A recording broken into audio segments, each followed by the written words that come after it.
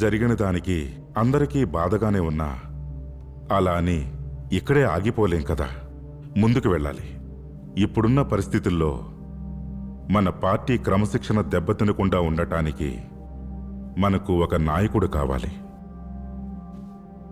సర్పంచ్గా కూడా గెలవలేని నాలాంటి ఎంతో మందిని ఎమ్మెల్యేలుగా, ఎంపీలుగా గెలిపించి రాజకీయ జీవితాన్ని ప్రసాదించిన గొప్ప వ్యక్తి వైఎస్ రాజశేఖర రెడ్డి గారు. ఆయన ఆశయాలను ముందుకు తీసుకువెళ్ళాలంటే మా రాజశేఖర రెడ్డి గారి కొడుకు వైఎస్ జగన్మోహన్ రెడ్డినే సీఎంగా ప్రపోజ్ చేద్దాం.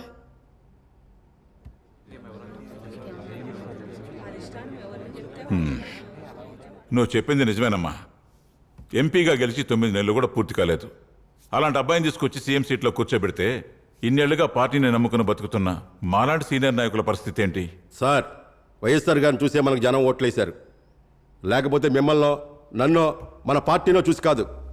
ముందు ముందు మన రాజకీయ భవిష్యత్తు బాగుండాలి అంటే వైఎస్ జగన్మోహన్ రెడ్డి గారిని సీఎం చేయాలి. వైఎస్ఆర్ గారి మీద ఉన్న సింపతితోనైనా సరే జనం మనకి మన పార్టీకి ఓట్లేస్తారు.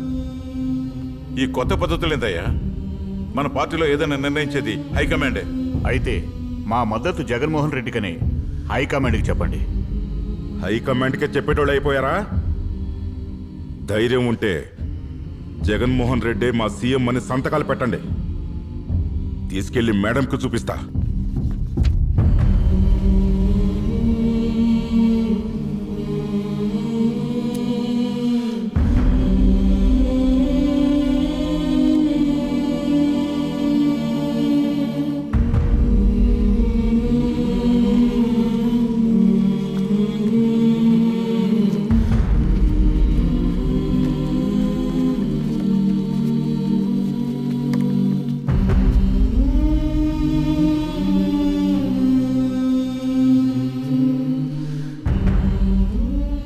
మనకిష్టం ఉన్నా లేకపోయినా జనాల్లో ఉన్న సింపతి, నాయకుల్లో ఉన్న ఆవేశం చూసైనా మనం సంతకం పెడదాం sir.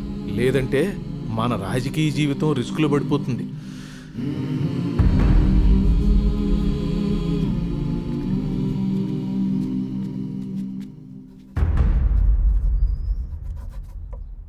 Doctor YS Rajasekhara Reddy అలాంటి నాయకుడు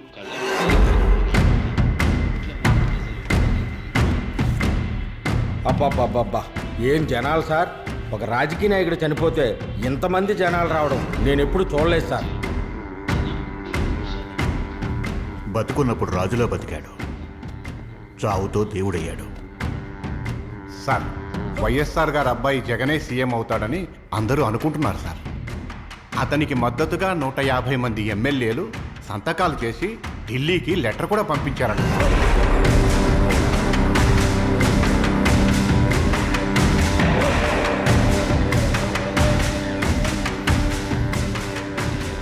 తండ్రి పోయాడనుకుంటే కొడుకొచ్చాడు.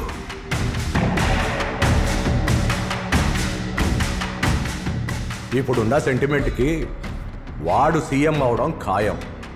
అదే కనుక జరిగితే మన పార్టీకి చాలా నష్టం అండి.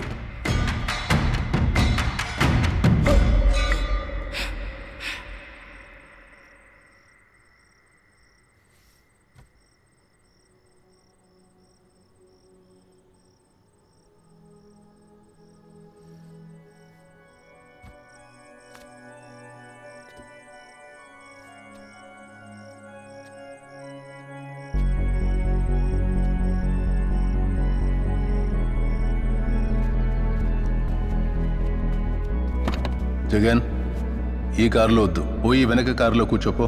నేను కూడా మీతో పాటు ఈ కారులోనే వస్తాను నాయనా. వద్దు జగన్, చెప్పేది విను. నువ్వు నాతో పాటు రాకూడదు. ఎందుకు నాయనా? అది ఇప్పుడు నీకు చెప్పిన అర్థం కాదు. వెళ్ళు.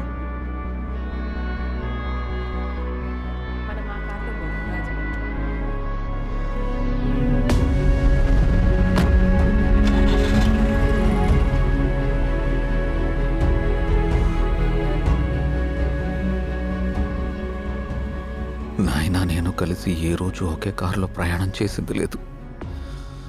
ఒకే ఒకసారి చేయాల్సి వచ్చింది, అదైన అంతిమయాత్రలో. ఆయన లేచి దిగ్గు జగన్ అంటాడేమో అనుకున్నాను, ఆయన అనలేదు. దిగలేదు.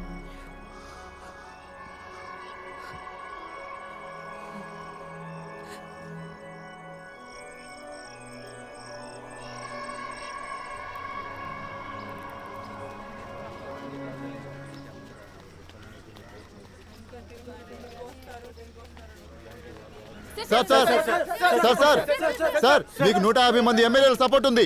నెక్స్ట్ కాబోయే సీఎం మీరేనా? దీనికి high command ఒప్పుకుంటుందంటారా?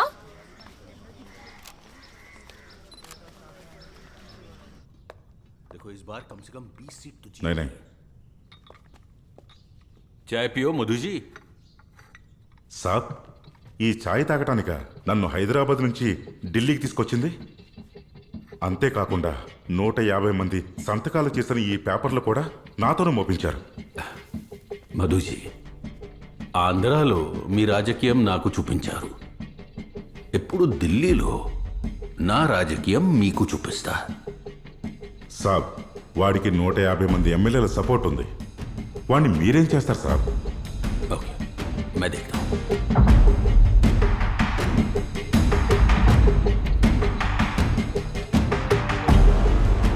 Madam, there is an important news from Andhra Pradesh.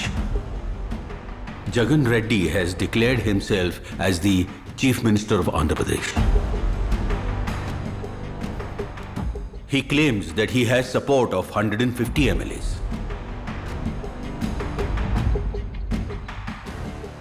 I decide who will be the Chief Minister of Andhra Pradesh. Not MLAs, not Jagan Reddy. Tell Reddy, నేను డిసైడ్ చేసిన పర్సన్కి support చేయాలి. Yes, ma'am. Arjun G, जी. Support చేయడమే కాకుండా ఆ పర్సన్ని అతని Andhra Pradesh chief మినిస్టర్గా ప్రపోజ్ చేయాలి. Yes, ma'am.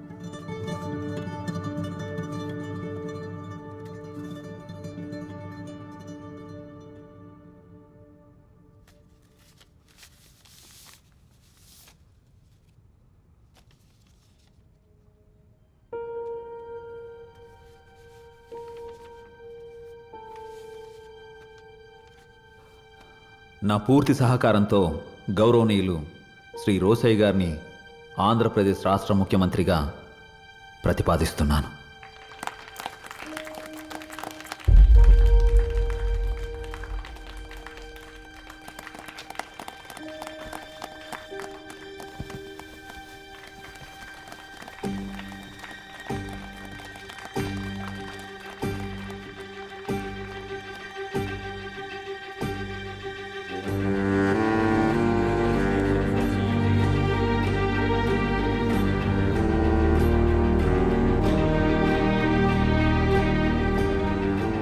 ఇదెక్కడ ప్రజాస్వామ్యం అండి?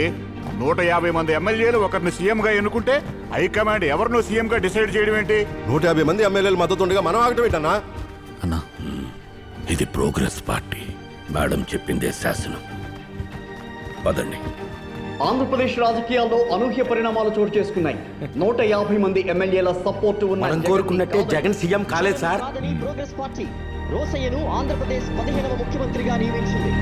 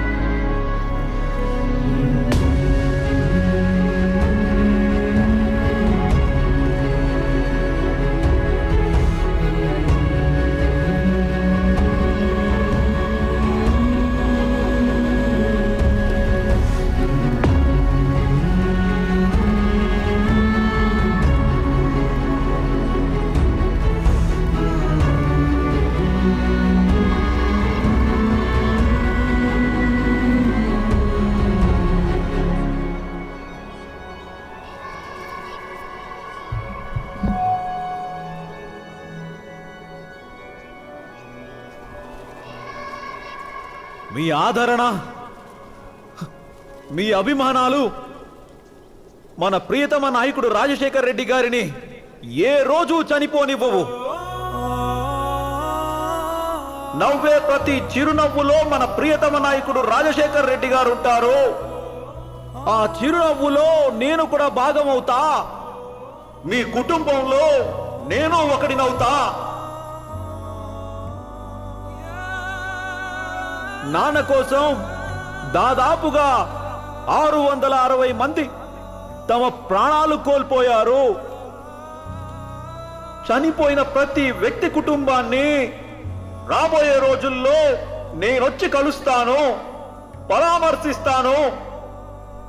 ఎప్పటికీ నేను మీలో ఒకడినని గుర్తుపెట్టుకోమని మనవి చేసుకుంటున్నాను.